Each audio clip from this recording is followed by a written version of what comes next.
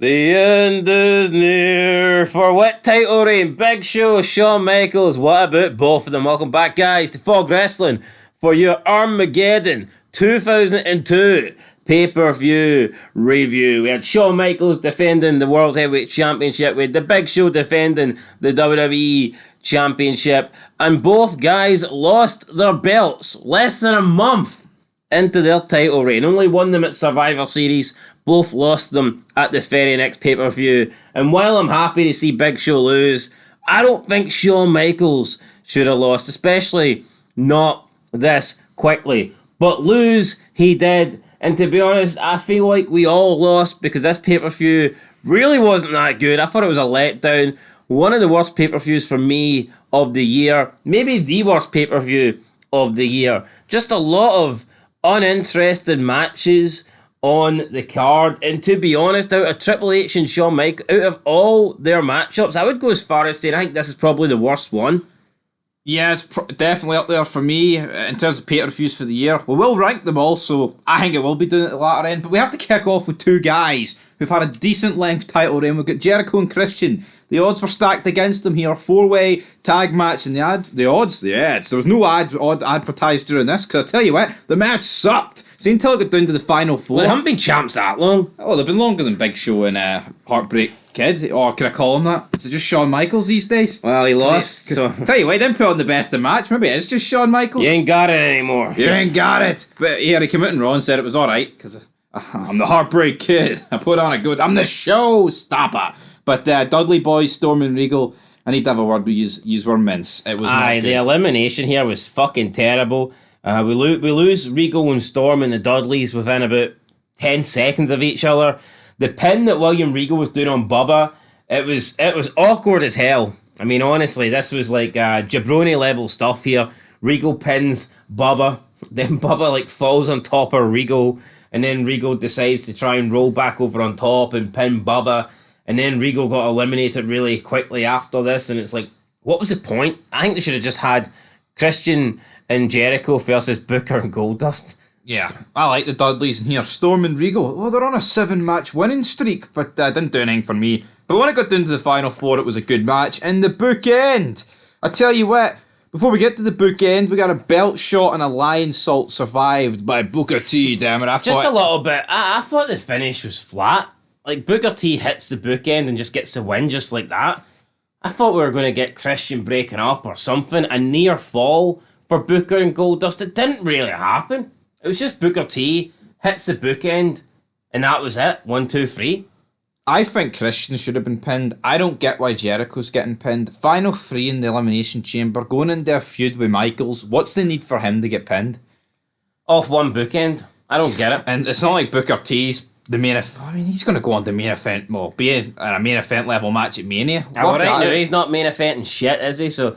yeah, new champs, Booker T and Goldust, they finally done it. Booker T had faith in the Freak. Probably one of the better matches of the night, though.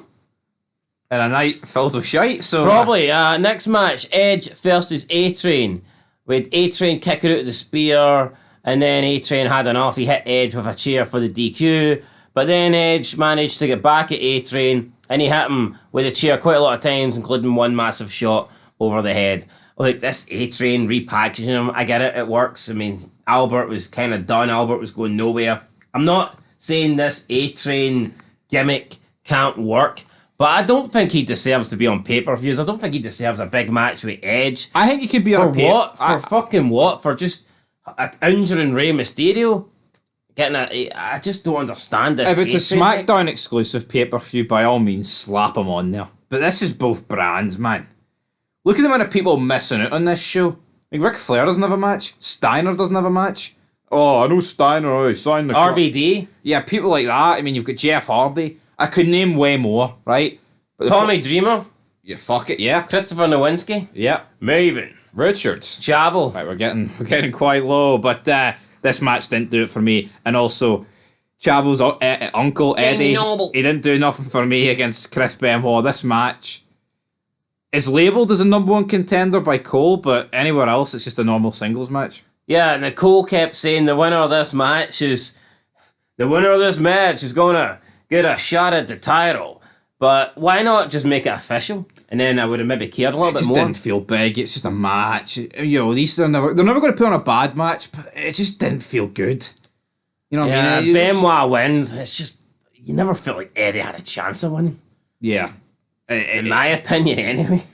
At this point, Guerrero's just not main event level. He's a guy that could be in the main event in a multi-man match or whatever, but you just don't feel like Guerrero's going to beat Benoit. Yeah. It really is that simple. It's not like Benoit Angle where it's like 50-50. You don't know which way it's going to go. Yeah, no, I totally agree, but Benoit wins. He'll be facing whoever wins the title match later on tonight. And then, according to Online World of Wrestling, they weren't looking forward to this segment. They must be gay. It's a lesbian storyline between Tori Wilson and Dawn Marie. Now, yes, Dawn Marie's acting here sucks to a degree because she's like, you don't love your father. Next sentence, you don't love your father. Right, we get it. And then, It was just to hammer down on the bad acting, Al's like, stop. Hey, Don, I'm putting my foot down. You gotta stop this. Stop Hey. kissing my daughter. You do know it's pre-taped, Al. No, I don't. What about Look at Al? Al. Look at Don. Look at Al. Probably one of the better things of the night. I mean, it's entertaining. Why does this... How can anyone complain about this but think that Edge versus A-Train's like worthy of being on the card? What the fuck is it? Who's the offer for Online World of Wrestling? Some fucking nerd that just wants to see technical wrestling for 3 hours on a pay-per-view? Sounds like it. Like, you know, what's wrong? What's wrong with having the hardcore stuff and the comedy stuff and the sexual stuff with the women? Why can't we have a variety? Like, why can't we mix up a little bit? Does this guy just want technical wrestling throughout the show? It looks that way. I actually think guys like Benoit would appreciate it more back in this era because not everyone put on a similar style of match to them. Yep. See, when you look at wrestling now and it's like, fuck, every single match is the same. There's a Benoit every match. I think we appreciated Benoit back then when no one really matched his intensity and technical ability, but whatever. A lesbian storyline's bad, even though we've seen some good lesbian action with Bischoff on Raw. Nobody wants... I mean, Tori Wilson's one of the biggest stars on SmackDown, so why wouldn't they show this? Yeah, why wouldn't they show it? And, you know, it's a good segment. Again, it wasn't exactly in the hotel room under the sheets. It was simply just kissing because Al demanded it get stopped. Then Jerry Lawler was like, I'd stop Al, but I can't stand up. Yeah, everyone's hating on Al. Taz is hating on Al. Lawler's hating on Al. They wanted to see more, but Al stopped the tape. But why doesn't Jerry Lawler just, whenever he can stand up, go back into the production truck and be like, right, guys, get out. I need to watch the footage. I need to watch the footage. Widescreen HD TV. He can't do that, though, because up next he's got to call a match. It's Kane against Batista. It's alright. I've no real issue with Batista getting a pay-per-view match, because you know what? It's Batista. I can accept. He's fresh on the scene. Albert, A-Train. It's like a broken down train. Plus, Remember that train in Thomas the Tank that was in the shed and they had to get it out and had all the shite on top of it? That's what A-Train is. A big, hairy sack of fucking shite that should be put down. Without the hose down. Aye, without the hose down. Anyway, Ric Flair came out, helped Batista pick up the win. Good for him. We then had John Cena backstage with Bling Bling Buchanan. So Triple B. B2. This week is called B3. B3. This week is B3. Triple B. John Cena did a rap. Wasn't great. It was better though. The next match was fucking awful. It was Victoria, Trish, and Jacqueline. I don't know. I'm not going to blame Jacqueline because I think like the shit stuff in this match actually came from Trish and Victoria, but it could be just having an extra person in there threw them off. Could be. Because they had their Survivor Series match, which was pretty good, and they had the rematch on Raw, which was pretty good, but this one fucking sucked. And I don't think it was Jacqueline's fault, because she didn't really do anything. It could just be the women aren't that experienced, they aren't that good, and they just can't deal with like a third wheel in there. Victoria was greener than Shrek. So the spots where she needed to hit people with certain weapons at certain points were awful. Going around the ring instead of just taking the quickest way in and all that, and just the ending was awful. Just botches everywhere. And yeah, you can say, well, there's 3 of them, but for fuck's sake, come on. They can't work in a triple threat environment. What chance have they got? I mean, come on. Should have probably done this on a house show or something. Practice it first. I mean, we've seen it Mania, Jazz, Trish, and Lita. I mean, that worked a lot better than this. So is that? But you said don't blame Jacqueline, so it's all Victoria's fault. I would say most of it was Victoria's fault, to be honest. Aye, well, I'll blame Victoria. I'll show you. You'll see. From the very get-go, she ran down to the ring. I don't know why she ran down to the ring. She came down as if she was ready to start a war. She got in the ring and done absolutely nothing. And she was wearing horrible gear. It was giving me like Shawn Michaels vibes here with some of the shite trunks and pants that he's wore over the years. So, I mean, I just had a feeling from the get-go, the way she ran out, it was just very anticlimactic. She ran out as if something was going to happen and then nothing happened. Then we got a terrible match. So. Yeah, and if you think this match was better than the lesbian segment, I mean, come on. What are you watching? Anyway, what are you watching up next? Big Show versus Kurt Angle. We had the ref bump. A-Train interfered.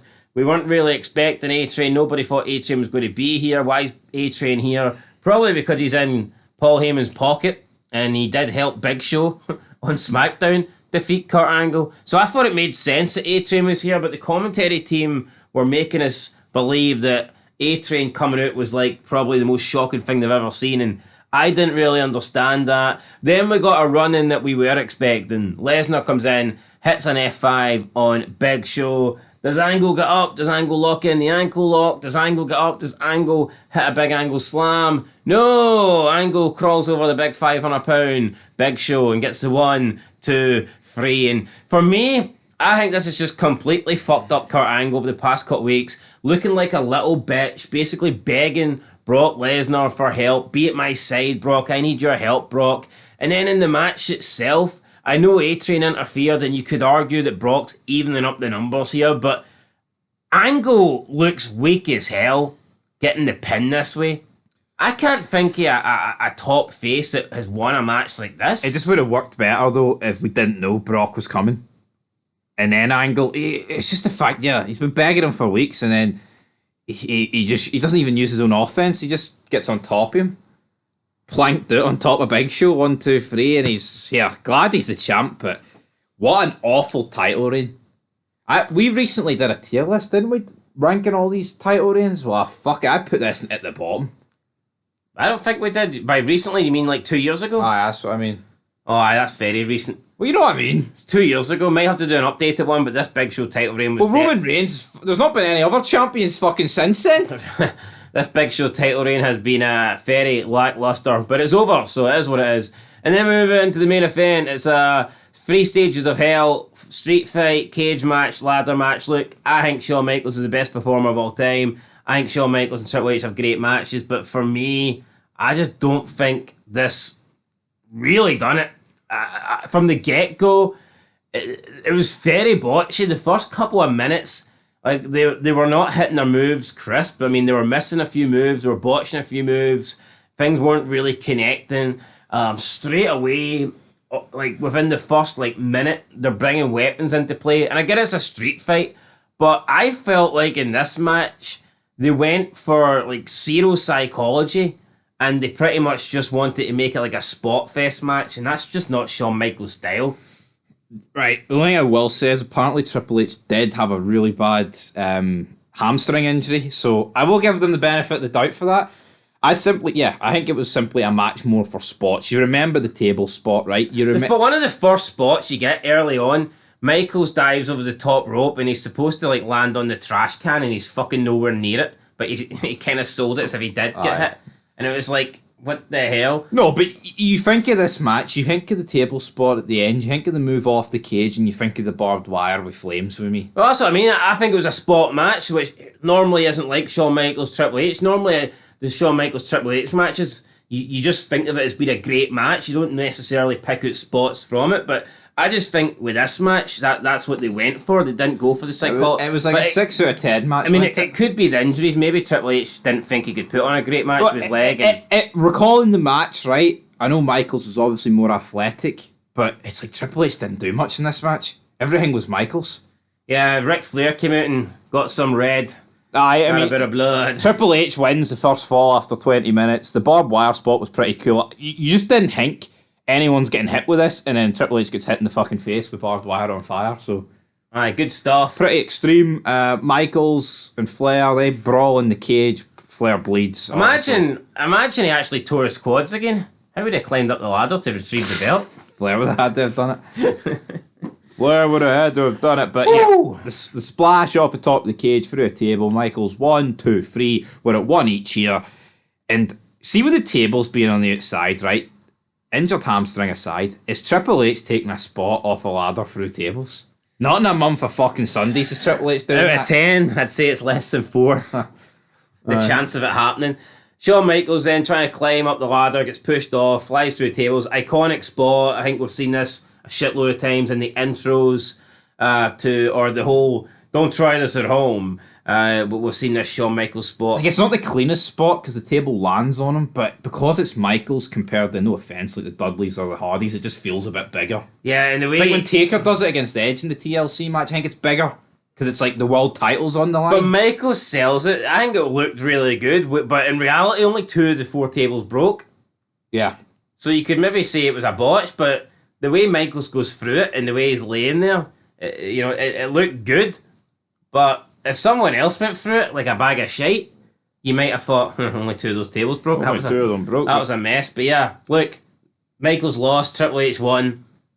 It wasn't a great pay-per-view. I'm sorry. Wasn't that good? I'm sorry. I'm going to get a 5. I'll also give it a 5. But I tell you what, if I wasn't allowed to give it a 5 and I had to give it one or the other, I would probably go at 4. Yeah, I'd agree. But I am going to give it a 5. Well, I described the main event as 6 out of 10, and there's not many matches that come close to it. Yeah, so it's a poor 5. Yeah. Not a solid 5. Good spots. But Kurt Angle won. The opener was alright at the end. Kurt Angle won, it's a 10. It's a fucking 10, guys. It's a 10, but until then, ho ho, peace.